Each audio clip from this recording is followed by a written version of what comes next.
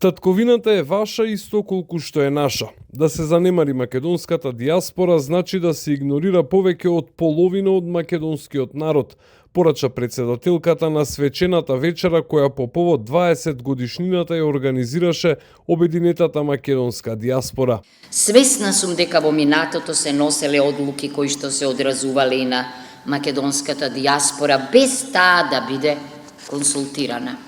Се правеле компромиси на сметка на символите и атрибутите на македонската држава и на македонскиот идентитет.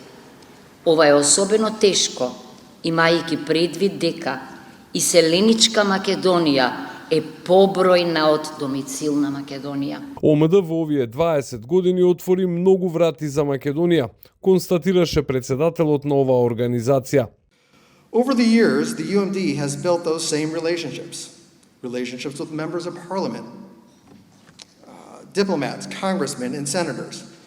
Those relationships open doors for Macedonia. And the UMD has given us all the platform and an easier way to be involved to make that same difference. Our homeland, our story, the story of Macedonians isn't about people who quit when things got tough. It's about people who kept going, who tried harder, who love Macedonia. На свеченоста беа доделени серија награди, меѓу кои онаа за ќерка на Македонија, која доби Меријан Илич, една од 5 најбогати жени во светот.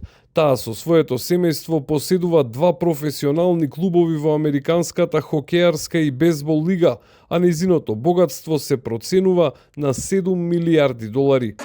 Сакаш понашат да зборувам? Океј, мајка ми е од Битола, Буф, и татко ми е од Битола. Пред дијаспората, председателката вети засилен ангажман за одржување на цврсти врски и соработка.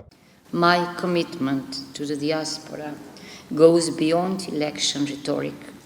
Our government is preparing a 5-year national diaspora strategy with my cabinet actively participating through the representatives. This strategy should enable the diaspora to be much more actively involved in public debate and in strengthening the state. Additionally, as I promised in my election program, I plan to establish a council for the diaspora within the cabinet of the president. Средбите со дијаспората овде во Детройт се последни на агендата на македонската делегација која веќе во понеделник се враќа во Скопје. Од Детройт за Сител, Филип Поповски и Александар Спасовски.